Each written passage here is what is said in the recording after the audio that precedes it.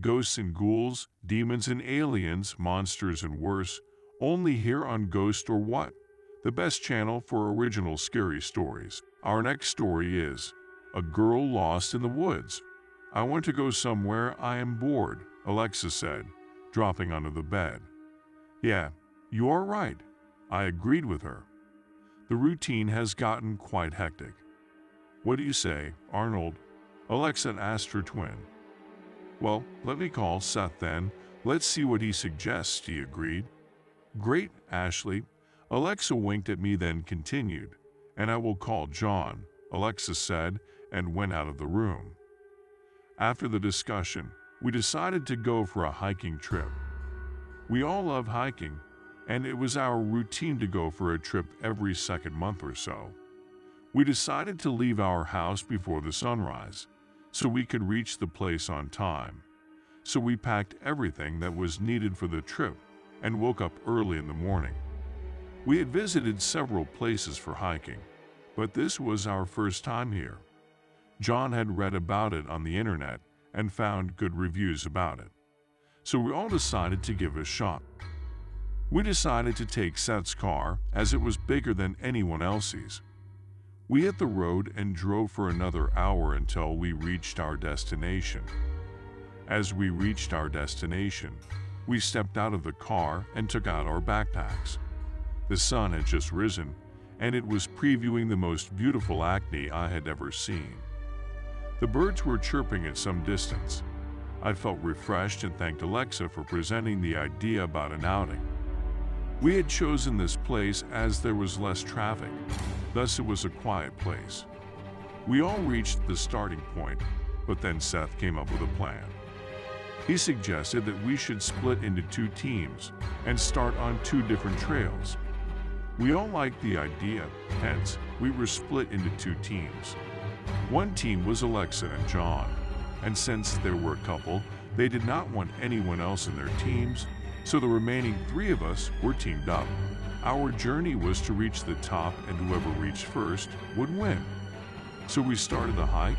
It was a pleasant day, and everything seemed peaceful. The hike was way longer than we had expected, and it took us almost 7 hours to reach the top. We all reached at around the same time. After reaching the top, we decided to have some rest and look at the view. As we knew the hike was quite a long one, so we decided to leave after only half an hour. As we were discussing our experience on our way back, John shared something extremely shocking. He told us that he kept feeling like someone was following him, and at times he even saw some very long shadows. Seth comforted him that the trees must have caused the long shadows. We all agreed. John remained silent, but he did not look like he had bought the reason. It had only been 3 hours, and the sun had also started to set. We all had brought our flashlights, so the darkness was not that much of a big deal, but I was still feeling scared about the wild animals. Seth assured me that he had checked, and there were no such wild animals, but I was still feeling as if something was not right. After walking for another 3 hours, I realized that we were nowhere near the exit. I wondered if we were lost. Seth also agreed with me. He took out his phone to search for the area, but there were no signals. At that point, I was getting worried. All of a sudden, I heard a loud wail. We all jumped and turned towards the sound. We all wondered what that was. We started walking towards the sound. Suddenly, Alexa's foot twisted and she fell on the ground.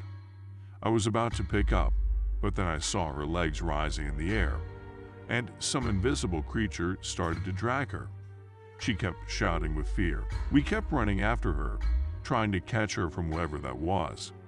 But after walking for a couple of minutes, she vanished inside the woods. I looked at everyone. They were all as terrified as I was. John could not control himself and ran inside the woods. We kept calling him, but we could not let him go, so we all followed him inside the woods. It was pitch darkness everywhere. It felt even darker than the trail. We kept looking for John and Alexa, but were unable to find them. Suddenly, I felt as if someone was behind me.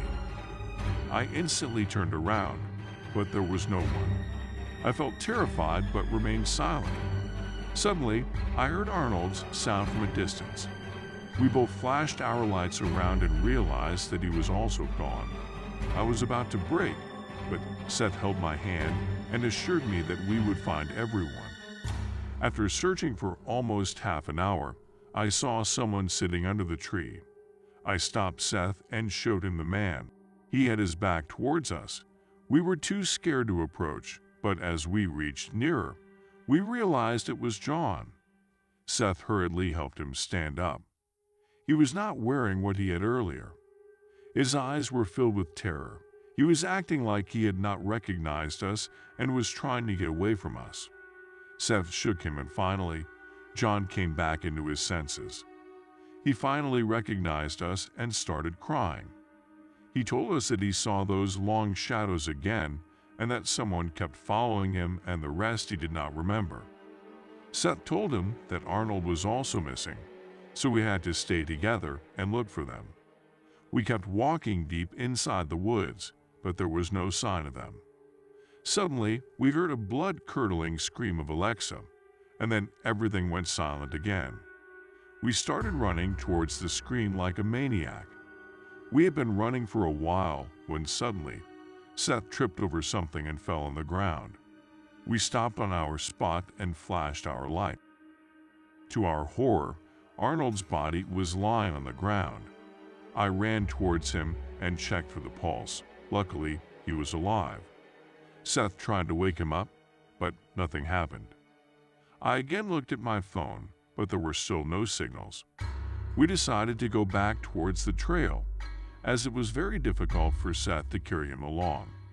I was not ready, but he assured me that we would come back for Alexa. I nodded and we started heading back. After walking for another hour, we finally reached the trail. Suddenly, I felt as if someone had touched me, and I almost jumped, screaming with fright. Seth asked me if everything was fine, but I did not reply. I just frantically kept flashing the light around me. Seth shrugged me, and I told him that something or somebody had touched me, and it felt like as cold as ice. As we were talking, I saw the sun rising, its beams appearing to me as hope.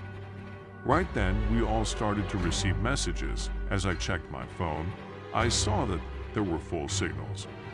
Seth quickly called the 911. They reached within half an hour. We were rescued and sent to the hospital as we all were badly injured. They kept searching the area but could not find Alexa. Her body was not recovered either. It was the longest night for us, which took my best friend from me. After that incident, we all changed. We were not the same people anymore. We were happy that at least it was over, but we did not know that was just the beginning. Did you think that was the end? The terror never ends. Subscribe to our channel to hear more horror stories, only on Ghost or What.